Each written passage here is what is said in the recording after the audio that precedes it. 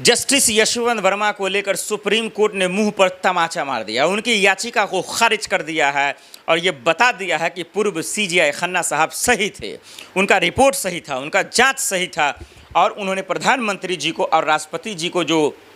Report सौंपा, उनको जो दिया गया वो तमाम चीज़ें सही था। जस्टिस यशवंत वर्मा के मुंह पर सिर्फ तमाचा नहीं है, ये फैसला, ये जिस तरीके से याचिका को खारिज किया गया, ये कपिल सिब्बल और अभिषेक मनु सिंघवी साहब के मुंह पर तमाचा है। जो 14 वकीलों की फौज तैयार किया था ना, उन सब के मुंह पर तमाचा है कि भाई साहब जितना दम है लगाना लगा लो, लेकिन आप किसी भी सूरत में जस्टिस यशवंत वर्मा को नहीं बचा सकते हैं, आप उनको जेल जाने से नहीं रोक सकते हैं। और महाभियोग जो लाने की बात हो रही थी वो अब साफ हो गई, अब हो गई कि महाभियोग आएगा ही और जस्टिस यशवंत वर्मा नहीं बच पाएंगे। आइए बताते हैं क्या है पूरा मामला, एक एक बात को हम आपके सामने रखते हैं और साबित कर देते हैं।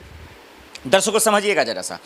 जस्टिस यशवंत वर्मा के बंगले पर जो 500-500 की नोटों की गड्डी जली कैश कांड को लेकर, और उसके बाद से जो सवाल आने शुरू हुए, सवाल पूछने शुरू हुए, ये बेशर्म मीडिया जो चुप्पी साधनी शुरू की, उसके बाद से सोशल मीडिया के लोगों को गुस्सा आया। देश के जो लोग हैं, जो जिम्मेदार लोग हैं, जो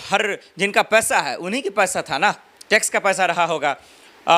उन लोगों ने सवाल पूछा कि ये कैश कांड का असली सच क्या है। और शुक्र मनाइए कि पूर्व सीजीआई खन्ना साहब ने संज्ञान में लिया, 3 जजों की टीम बनाई और उसमें जब पाया गया कि जस्टिस यशवंत वर्मा दोषी हैं, उनको बर्खास्त करना चाहिए, से हटा देना चाहिए पद से, तो उनके बाद जो है बिलबिलाने लगी सरकार, बिलबिलाने लगे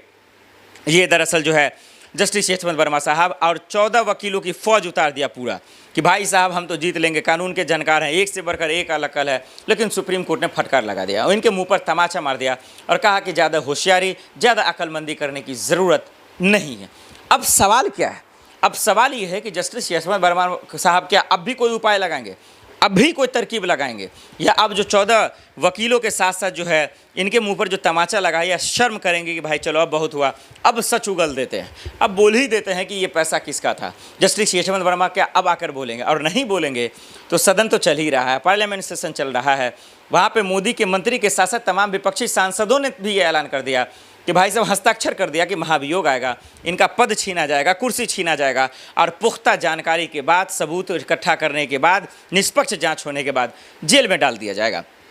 मेरा मानना क्या है दर्शकों? मेरा मानना यह है कि आज जो सुप्रीम कोर्ट ने फैसला सुनाया है, जो उनकी याचिका को खारिज कर दिया है, जो उन्होंने चुनौती दिया था ना जस्टिस यशवंत वर्मा ने कि भाई साहब ये 3 जजों की टीम का जो रिपोर्ट है ये गलत है, पूर्व सीजीआई खन्ना का फैसला गलत है, जो रिपोर्ट दरअसल जो है वो राष्ट्रपति जी को और प्रधानमंत्री जी को दिया गया वो भी गलत है, तब लगा कि अरे यार क्या हो रहा है, क्या मजाक बन रहा है। उन सब की जीत है। और पूर्व उपराष्ट्रपति धनखड़ साहब ने जो आवाज़ उठाई, जो निष्पक्ष जांच की मांग की, जो एफआईआर दर्ज करने की बात की, उनका आज बहुत बड़ा जीत है। और वो क्यों जीत है दर्शकों, वो ये मैं कहना चाहता हूँ क्योंकि हमारा आप जान रहे हैं कि पूर्व उपराष्ट्रपति धनखड़ साहब की कुर्सी छीन ली गई सिर्फ जस्टिस यशवंत वर्मा की आवाज़ उठाने के चक्कर में, किसानों की आवाज़ उठाने के चक्कर में। लेकिन हमारा आपने देखा कि क्या हुआ, पहले सेशन के दिन, पहले ही दिन उनकी कुर्सी छीन ली गई, लेकिन उन्होंने कुर्सी का परवाह नहीं किया और पूरी तरीके से जो है सवाल किया और अपनी कुर्सी को त्याग दिया और बीमारी का हवाला दे दिया गया। लेकिन अब सवाल है कि सदन के अंदर क्या होगा, पार्लियामेंट के अंदर क्या होगा, और जस्टिस यशवंत वर्मा अब कौन सी नई तरकीब लाएंगे, कौन सी होशियारी करेंगे अपने आप को बचाने के लिए, और क्या बच भी पाएंगे, क्या बचने की अब उनमें जो है काबिलियत रही है, क्या बचने के लायक भी बचे हैं कि नहीं। ये सवाल मैं इसलिए पूछ रहा हूँ, या इसलिए कह रहा हूँ, या इसलिए बोल रहा हूँ क्योंकि हमारा आप जानते हैं कि जस्टिस यशवंत वर्मा के मुंह पर ये तमाचा नहीं है, उनके अकल पर पर्दा डालने का काम जो है दरअसल वो लोग ने किया है जो इनको बचाने की कोशिश कर रहे थे, और सुप्रीम कोर्ट ने पर्दाफाश कर दिया। अब सदन के अंदर कैसे कुर्सी छीनी जाएगी, आइए उस पर बताते हैं।